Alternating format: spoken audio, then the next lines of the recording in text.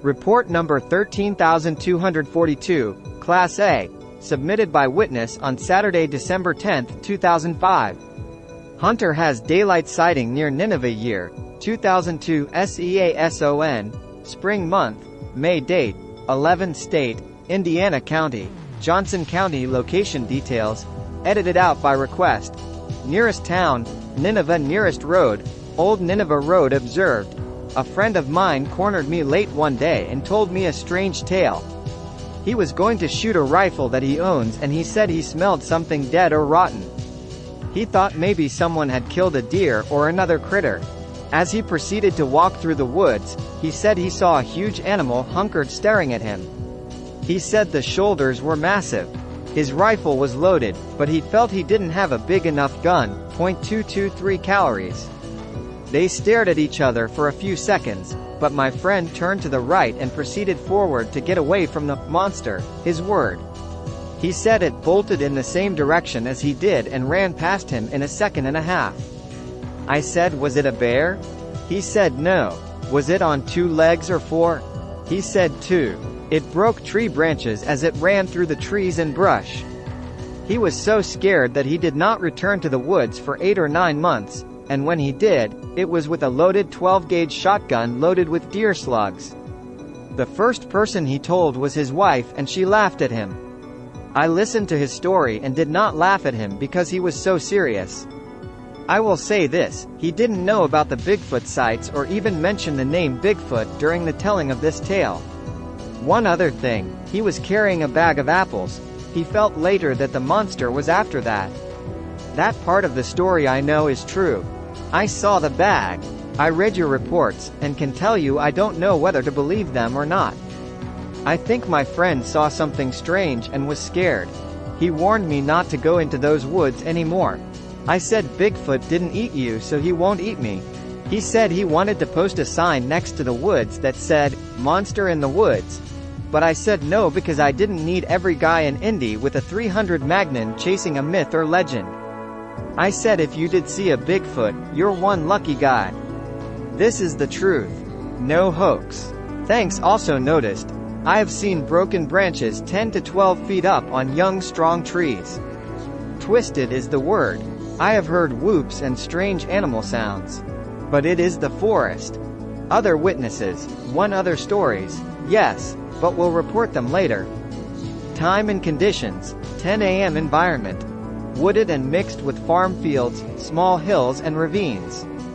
Follow-up investigation report by BFRO investigator Stan Courtney.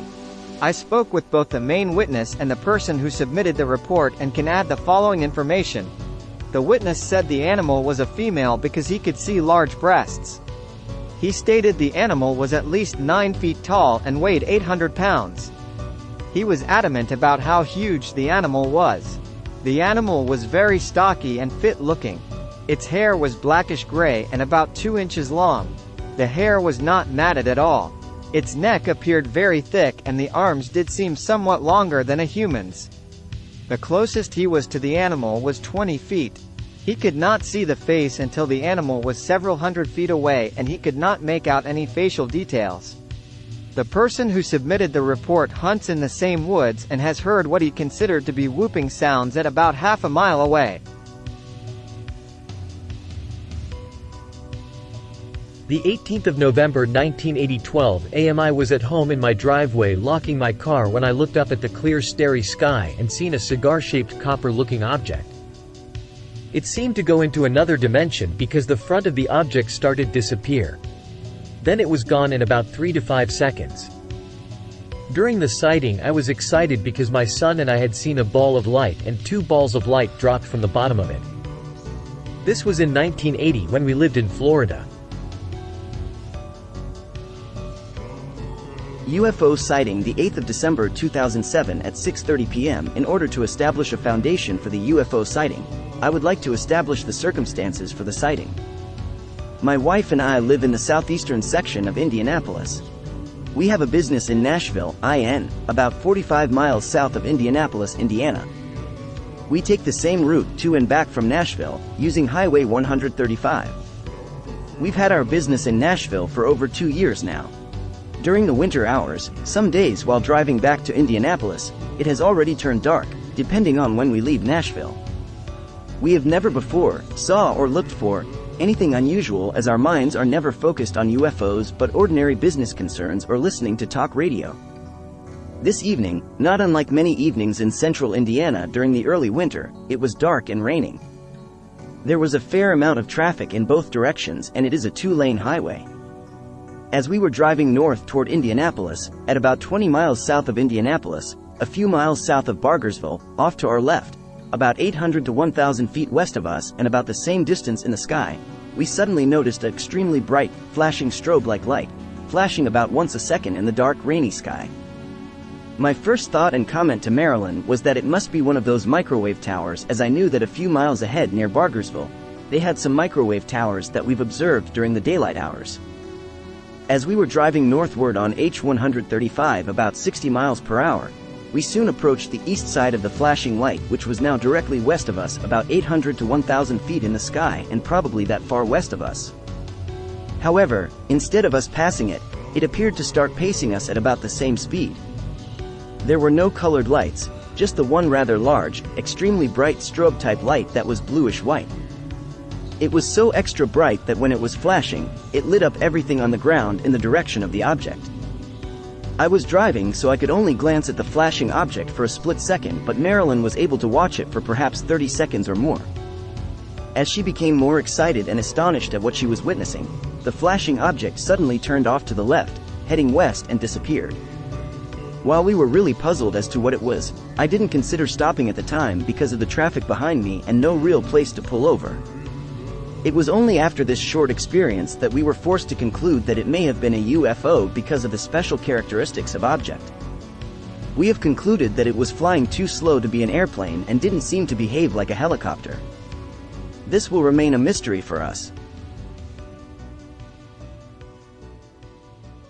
The 14th of August 2007, 11:30 p.m. Greenwood, Indiana. I was out back of my house on the porch facing northeast, when a flicker of orange and red light sphere began to grow and pulsate from midair. I watched it for about 15 minutes. I know it was not the moon. It was already visible when this sphere appeared, and it was much larger than anything else, besides the moon, I have ever seen in the sky. It grew to about the size of nickel at arm's length, about half-mile from my house. The reds and oranges swirled together like a lava lamp. I think it was rotating, but with the colors moving I could not tell. Looking at it, I became afraid or aware that it was not of this world or dimension. I got the feeling that something was looking back at me. I stepped out of my screen porch to try and make more sense of this thing, and when I did, a small sphere detached itself from the main sphere, about a quarter of its size. It detached itself like two water drops would separate. Once that happened, I was more afraid because I don't know if they really were watching me. I went back onto the screen porch and continued to watch. The main sphere began to shrink or dim out, while the smaller one began unknown course south. Eventually, both spheres were not visible after 15 minutes. I do not know if this is related, but I experienced sleep paralysis that night, or what I believe, an attempted abduction. Everyone else says I had a bad dream. I am no dummy. The paranormal and the human psyche amaze me. The first thing I do is try to disprove the event with rational explanation. I couldn't find anything to explain my paralysis and the fear that consumed me when I felt a chalky hand grab me from behind. Unable to move, scream, and protect yourself. That's all I remember. I don't think I was abducted, but then again, with hypnosis that could change.